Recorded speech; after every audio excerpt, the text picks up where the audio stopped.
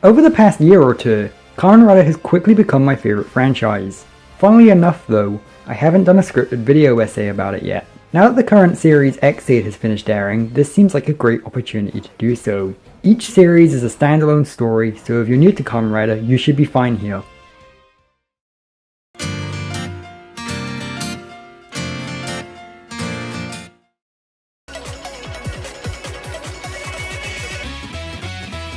Emu Hojo, a new intern at the hospital, gets given a belt that transforms him into a superhero called Kamen Rider Ex-Aid, so he can fight the bugs the virus, an illness that can personify itself into a physical form. However, this is just the setup to the show, since the real interesting part makes itself more and more apparent as time goes on.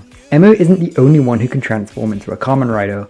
Throughout the course of the series, more and more characters get given the ability to transform, but unlike Power Rangers or a Super Sentai style show, these characters don't form a team or anything. They all have clashing beliefs, motivations, and personalities, meaning they spend a lot more time fighting each other and switching alliances than they do actually trying to perform their job of wiping out the bugs the virus. Let's move on to the presentation and costumes for a little bit. When this series was first announced, a large portion of the fanbase hated the suits because there's such a big departure to previous seasons, but it's for that exact reason that I do like them so much. They're not my absolute favourite Kamen Rider suits, since that's something that keeps constantly changing due to how good a lot of the Kamen Rider suits look, but I really like that it's such a big change and ends up fitting the theme so well. The visual theme for the series is video games, and they really take advantage of that both in terms of the plot and the suits themselves. For the most part, each suit is based on either a game genre or a game mechanic, with some of the later ones being really clever. For example, Ex-Aid's first form is based on Mario. Then when he levels up, he grows similar to how Mario uses a mushroom. A few episodes later, he gets given his first major power-up, which is based on Super Mario Bros. And multiplayer games, where he splits into two riders, Mario and Luigi. The main villain for the beginning stretch is Kamen Rider Gem, who has the same suit as Ex-Aid except in a darker colour palette. This is like when two players choose the same character in a fighting game, so the second player has a different palette. Or an even better example, like Sonic Adventure 2, where Shadow was a darker version of Sonic's design. Kamen Rider Brave is based on action RPGs like Dark Souls, Kamen Rider Snipe is based on first-person shooters, and Kamen Rider Laser is based on racing games. Emu is an optimistic protagonist who became a hospital intern because his life was saved by a doctor who performed surgery on him as a child. He wants to protect people now because of how close he came to dying himself, and because of this he gets too trusting and emotional at times, trying to seek out ways of peacefully ending a conflict without getting anyone into danger. Hero, who can transform into Kamen Rider Brave, is almost the opposite of this. He suppresses his own emotions and doesn't allow himself to get invested in each patient, because his girlfriend had passed away and he doesn't want to go through that same feeling again. He's also very professional and by the book, preferring to go through the proper channels before doing anything. He doesn't really allow himself to have any hobbies or interests, because to him those are just trivial things that will end up making him a less efficient doctor. Tiger is Kamen Rider Snipe.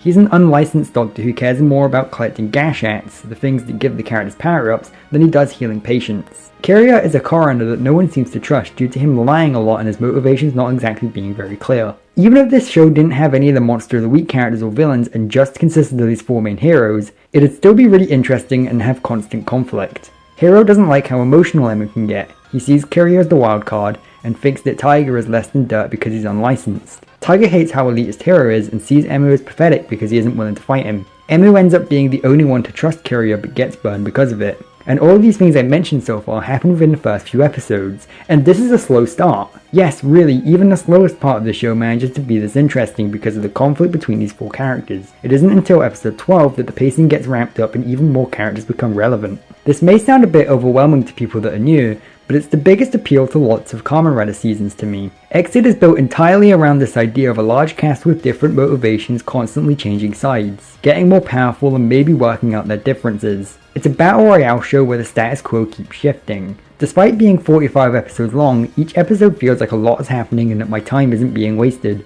The only reason the first 12 episodes feel slow is because they spend a lot of time introducing the characters and establishing the rules of the transformation, which is all stuff that would need to be fleshed out in order for me to care about what happens next when things do speed up more.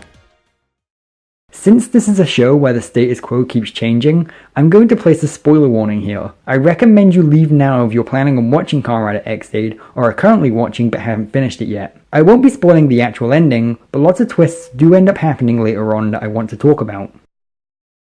Honestly, my biggest flaw of Kamen Rider Ex-Aid is that it brings characters back to life, the cardinal sin of a story where the stakes are high. I do think the way they bring back the characters is well done, where it's tied to the idea of saving in a video game, but it did remove a lot of the stakes for me. Not enough for me to lose all investment, but I wish they would have kept the characters dead even if I love Shin Kuroto Dan. Kirya's death is easily the biggest example of this. Him dying was the mark of the series going from good to great. The fact that they were willing to kill off the main character not only this early on, but at the end of a really lighthearted Christmas themed episode. The jarring tone of the episode worked really well to make Dan seem really threatening, which is something that E-xAid excels at. Near the end of the series, Kamen Rider Chronos brings Kirya back to life to work for him, which feels super forced, except it's supposed to feel super forced. Which is why I'm so dang conflicted, because I usually hate bringing back characters that have died, so me giving it a free pass here is obviously making me sound biased, but hear me out.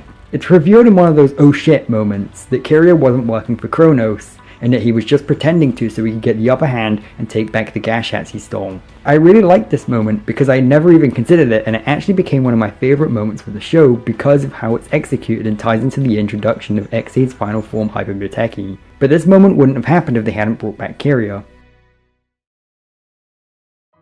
Come to think of it, one of the only times they keep a character dead is with Bergamon. One of the game developers that makes the gashats got infected by the Bugster virus, which took the form of a Diner Dash style game about burgers. However, the Bugster is actually friendly and the developer treats him like a pet. Emu manages to kill the developer without defeating Bergamon, but Bergamon is killed by Kuroto Dan anyway, leading to another really jarring clash of tone that ends up being surprisingly sad as well as tease something that becomes a lot more prominent later on. The Bugsters have believable motivations. They hate being discriminated against and attacked by the Riders. One of them even becomes a Rider called Kamen Rider Paradox, and tries to defeat the Riders that constantly defeat his kind. They can't help the fact that they're viruses, it's part of who they are, and near the end of the series, Emu manages to find a peaceful end to him and Palad's conflict. Another problem I have is that there are some plot points that don't really make sense to me. Kamen Rider Chronicle is a deadly video game that kills anyone who gets a game over in it, so how did it even get released in the first place? Did not a single game tester notice such a massive feature before it was released? How does that work? I get that there's probably a throwaway line somewhere where someone quickly addresses it, but if so, I've forgotten about it. It's such a big plot point and the entire second half of the show revolves around this game being released to the public, so I wish that Gem being able to release such a dangerous game in the first place would have been given more screen time.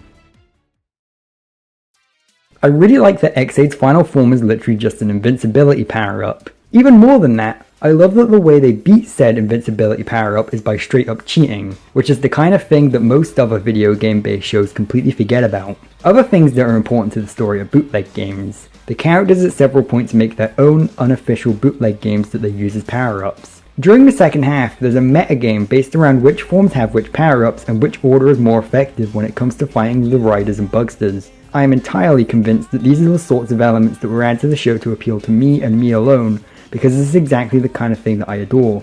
Overall, E-xAid is definitely flawed. Maybe not as flawed as Kamen Rider Ghost, but the flaws are definitely there and they're pretty big. However, I still consider it a great Kamen Rider series that entertained me from beginning to end.